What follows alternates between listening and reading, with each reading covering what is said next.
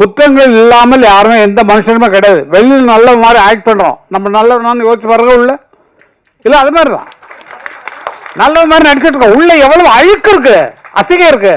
அதான் சொல்கிறேன் நான். வெளில நல்ல ஆள் அப்படி சைடில் இருக்க நல்லா இருக்கக்கூடாது, அதெல்லாம் சொல்கிறதில்ல பார்க்குறதில்ல. அது மாதிரி நினச்சிங்க, லைஃப்பை என்ஜாய் பண்ணுங்க சார்.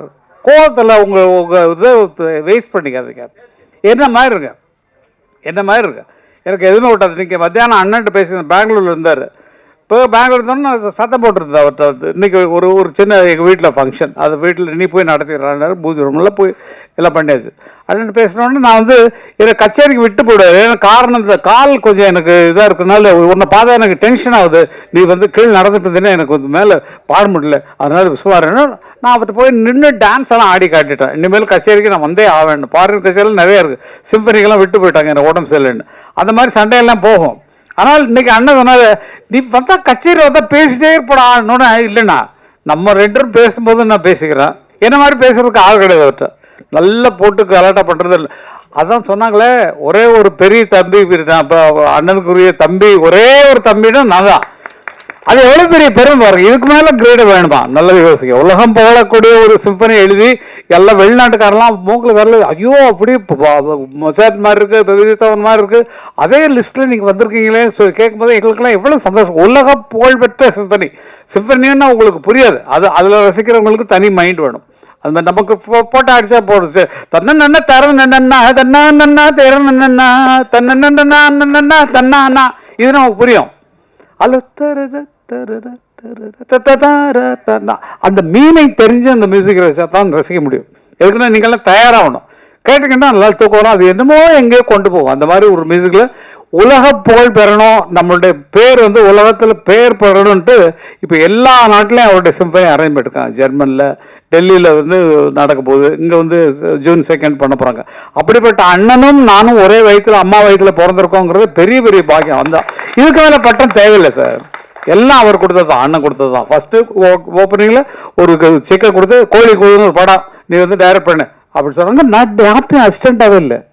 படங்கள் பார்த்துருக்கோம், ரீகார்டிங் போகும்போது அது எப்படி எடுக்கிறாங்க, அது எங்கே க்ளோஸ்அப் போடுறாங்க, எங்கே ட்ராலி போடுறாங்க, எங்கே வந்து ட்ரெயினில் போகுது, எல்லாத்தையும் நோட் பண்ணியாச்சு. இது மட்டும்தான் காப்பி ஆக்ஷனே தவிர யார்ட்டையும் வேலை செய்யவே இல்லை. எப்படி தான் எடுக்க போகிறாங்கன்னா கதை சொல்லிடுறாங்க. எங்கள் அண்ணன் பாஸ்கருக்கு கதை சொல்கிறேன். கதை இன்னும் வரல, நான் யோசிச்சுட்டு இருக்கேண்ணா அப்படி சொல்லி பேசி இப்படித்தான் கரெக்டாக போகும். அந்த படத்துடைய தீம் பார்த்தீங்கன்னா ஒரு பழைய படத்துடைய தீம், அதை வச்சு தான் டெவலப் பண்ணணும். அதெல்லாம் சொல்லக்கூடாது, ரகசியமெல்லாம் சொல்ல. என்ன புத்திசாலி தரமாக படம் எடுத்திருக்கப்பா கோழி கூது அப்படி அந்த மாதிரி. கரகாட்டக்காரன் சூப்பர். நீங்கள் பார்த்துருச்ச தில்லண்ணா மோகன் அவள் தான் கரகாட்டக்காரன். அவங்க 2 பேரும் டான்ஸர் வச்சாங்க. நாங்கள் ஒரு நாதஸ்வரமும் ஒரு நாட்டிய காரியம் வச்சாங்க. நான் 2 பேரும் நாதஸ்வரம் நாட்டிய ஃபோக் டான்ஸில் உள்ளவங்க அப்படின்னு சொல்லி தான் அந்த படத்தை எடுத்தோம். எனக்கு அங்கே சோடாக்காரரை தெரியும், நான் வரேன் அப்படின்னு சொல்லுவாங்க இல்லைங்களா. இப்போ பாலையேஸ்வரன் சொல்லி ஊரு விட்டு ஊரு வந்து காதல் கீதல் பண்ணாதீங்க, பேரு கெட்டு போச்சுதுன்னா நம்ம பொழப்பு என்னதுங்க, விட்டுடு தம்பி. இது அவங்க போட்ட வேண்டிய பாட்டை நாங்கள் போட்டோம். பாலையா கூட பண்ணல, சிவாஜி கூட என்னப்பா ஏப்பா எங்கப்பா வந்திருக்க நீ, அந்த இடத்துல அவர் பாடிருக்க வேண்டிய பாட்டு அந்த இடத்துல பாட்டு வச்சிட்டோம். அது மாதிரி முன்னோர்கள் நமக்கு பெரியவங்களா இருக்கிறதுனால அவங்கள ஃபாலோ பண்ணாலே நமக்கு நல்ல பேர் வரும். இவங்க அமைப்பு ரொம்ப அருமையான, அவங்க ஐடியாலாம் கேட்டபோது நல்ல அமைப்பாக இருக்கு. ஆனால் எனக்கு இன்னும் தெளிவு வரல, எனக்கு மைண்டில் எனக்கு தெளிவு வரல. ஓஹோ, இவங்கள்ட்ட சேர்ந்தோம்னா நமக்கு ஆஃப் டிக்கெட்டில் நமக்கு படம் கிடைக்குது, நம்ம டிக்கெட்டில் பாதி தான், ஐயோ பரவாயில்லையே அப்படின்னு சொல்லி நினைக்கணுமா? இல்லை வந்து கஷ்டப்படுற, இது அருமையான பாயிண்ட்டை சொன்னார் உதயகுமார் சார். நடிக்க நம்ம டைரக்டர் யூனியனில் தலைவர், இவர் செக்ரட்டரி பேரரசு.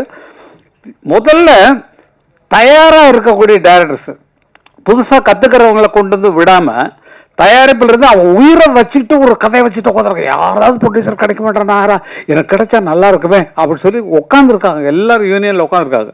அந்த மாதிரி ஆட்கள் நீங்கள் சொல்லுங்கள் சார், நாங்கள் அதை போடுறோம் சார் அப்படின்னு இவங்கள்ட்ட கேட்டிங்கன்னா சொல்லுவாங்க.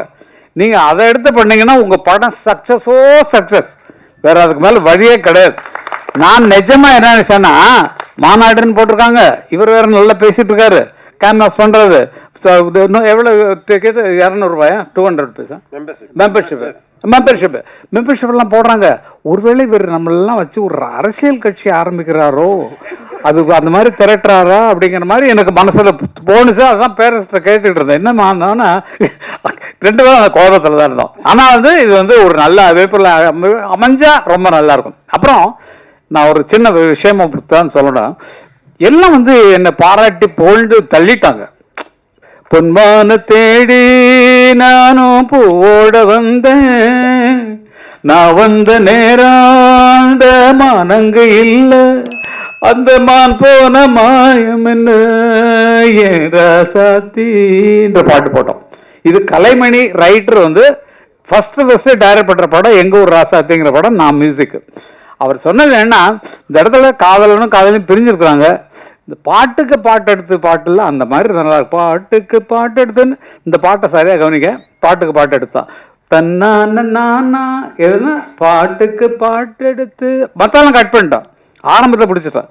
தான் பாட்டுக்கு பாட்டு எடுத்து வந்துச்சுன்னா நான் பாடுவதை கேட்டாயோ அதை கட் பண்ணிட்டு லாஸ்ட்டை தூக்கி போட்டான். எங்க ஒரு ராசத்துல கேட்கப்பட்டது. அது மாதிரி எது ஆதாரம் இல்லாம நம்மளால ஒண்ணும் பண்ண முடியாது. இன்னொரு பாட்டு அருமையா சொன்னீங்க, நீலவான ஓடையில் நீந்துகின்ற வெண்ணிலா. இது பாலாஜிட்ட நான் மியூசிக் பண்றதுக்கு அவ்வளவு, ஏன்னா ஒரு டப்பிங் படம் வாங்கிட்டாங்க, ஆல்ரெடி சாங்ஸோட சேர்த்து வாங்கிட்டாங்க. வேற ஒரு மியூசிக் டைரக்டர் பண்ண தெலுங்கு படம் பிரேமாபிஷேகம்னு ஒரு படம், தெலுங்கு படத்தை அப்படியே ரைட்ஸ் வாங்கிட்டாங்க. அந்த சாங்ஸ் மட்டும் நீங்க வாய்ஸ் மிக்ஸ் பண்ணி கொடுத்தா போறோம்னு தான் கூப்பிட்டாங்க. ஆனா அவருக்கு நீங்க அப்படி என்ன இறக்கிடாதீங்க, டப்பிங் படத்து மியூசிக் டைரக்டர் மாதிரி. நீங்க எவ்வளவுதான் சொல்லுங்க, ஒரு பாட்டுக்கு 100 பாட்டு நான் போட்டு காட்டுறேன், என்னோட டியூன்ஸ் எல்லாம் கேளுங்க சொல்லிட்டு அப்படி போட்டது. இது ஒன்றும் பெரிய விஷயமே இல்லை. நீலவான ஓடையில் என்ன பாட்டுன்னு சொன்னா, வசந்த கால கோலங்கள் வானே விழுந்த கோடுகள் கலைந்திடும் கனவுகள் கண்ணீர் சிந்தும் நினைவுகள் நீலவான ஓடையில் நீ. இந்த 2 பாட்டுக்கு மூலம் எது தெரியுங்களா? என் சிந்தை நோயும் தீருமா. உங்களுக்கு கேட்டிருப்பீங்க இந்த பாட்டை. இது அந்த காலத்துல வந்த பாட்டு. அந்த பாட்டை ஃபாலோ பண்ணி தான் இந்த அண்ணா அந்த பாட்டு போட்டாங்க, வசந்த கால கோலங்கள். அவரை பார்த்து நான் காப்பி அடிச்சோம். பரம்பரையா எங்களுக்கு அந்த இசை சொத்துல இருந்து காப்பி அடிச்சோமே தவிர இது காப்பின்னு நான் சொல்ற வரைக்கும் உங்களுக்கு தெரியாது. காப்பின்னா நான் அவங்கள ஃபாலோ பண்றதுதான். ஒரு ஆள் மாதிரி நடிக்கணும்னு சொன்னா இப்ப பாரதி ராஜா ஆன மாதிரி நான் ட்ரெஸ் பண்ணிருக்கேன் பாருங்க. பாருங்க, அதுதான் நமக்கு முன்னோர்கள் என்ன பண்ணாங்களோ அதை நம்ம பண்ணிக்கணும். வயசாக நம்ம இளமையாருக்கு என்ன ட்ரை பண்ணணுமோ அது பண்ணணும். மியூசிக் பண்றது ஒன்றும் பெரிய விஷயம் கிடையாது. படத்துல காப்பி அடிச்சது சொல்லிட்டேன், கரகாட்டக்காரன் எப்படி எடுத்தோன்னு. பாட்டுகளே அதே மாதிரி தான். எது தேவையில்லை சார், புதுசாக நம்ம உருவாக்குறதுக்கு ஆல்ரெடி இருக்கிறதவே நம்ம புதுப்பிச்சு இந்த காலத்துக்கு தகுந்த மாதிரி புதுப்பிச்சோம்னாலே போறோம். மறுபடியும் அது மறுபடியும் என்ன இப்ப நிறைய பாடுறாங்க,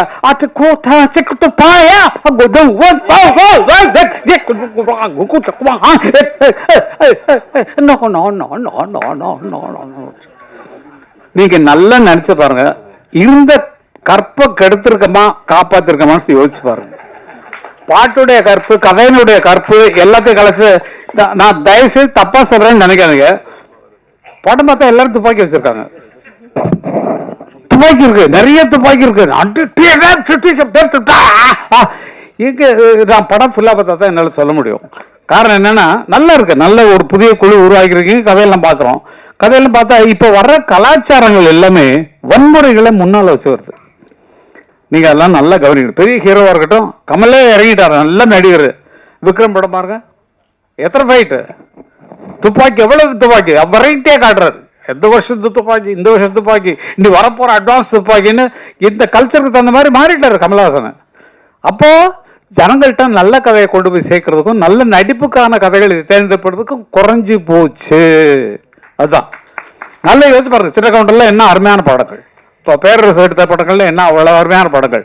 கதையின் நோக்கம் அதை சரியா ஜனங்கள் கொண்டு போய், ஐயோ நம்ம லைஃப்ல நடந்தா அப்படி காட்டுறாங்களே, நம்ம ஊர்ல 10 பெரிய மனுஷங்க வர்றாரு, ஐயோ ஐயா அப்படிங்கிற மாதிரி நமக்குள்ள அந்த உணர்வு வரக்கூடிய கதைகளை நம்ம உருவாக்குறதுக்கு ட்ரை பண்ணணும். நம்ம வாழ்வியல்ல நிறைய கதைகள் இருக்கு, எக்கச்சக்க. நம்ம குடும்பத்தை நினைச்சு பாருங்களேன், நம்ம குடும்பத்தில் நம்ம ஒரு என்ன கஷ்டப்படுறோம், எப்படி பண்றோம், வெளியில எப்படி நம்ம பந்தாவா நடந்துக்கிறோம், இதே ஒரு கதை, அருமையான கதை. எவ்வளவு துக்கங்கள் துயரங்கள் இருக்கலாம். அந்த மாதிரி கதைகளை தேர்ந்தெடுப்பதில் இவங்களுக்கு ஒரு அறிவுரை மாதிரி தான் நான் சொல்றேன். அது என்னன்னா, நிறைய பேர் வச்சுட்டு தவிச்சிட்டு இருக்கிறாங்க. எங்களுக்கு ப்ரொடியூசர் கிடைப்பாங்களான்னு தவம் இருக்கிறாங்க. மியூசிக் ரைட்டராக இருந்தால் எங்கள் மியூசிக் யூனியனில் இருக்கணும். ஒரு பாயா ஒர்க் பண்ணுற பாயா இருந்தால் கூட அதில் யூனியனில் சேரணும். யூனியன் பாயை கரெக்டாக பிரித்து அருமையாக வச்சுருக்காங்க. டைரக்டர் யூனியனில் இருந்தால் தான் டைரக்ட் பண்ண முடியும். இல்லாட்டா வந்து ஷூட்டிங் பேக்கப் பண்ண நிறுத்து ஆரக்கட்டியாக இருந்துக்கிட்டு இருக்க அப்படின்னு சொல்லி இப்போ பேசுகிற ஆட்களுக்கெல்லாம் பயங்கர பார்க்குறதுக்கு சாஃப்டாக இருக்காங்க சார். அவங்க பண்ணுற பிடிச்சாங்கன்னா அவ்வளோதான். அந்த மாதிரி ஆட்கள். அதே மாதிரி என்ன ரூல் இருக்கோ அதை நம்ம ஃபாலோ பண்ணால் நல்லாயிருக்கும்.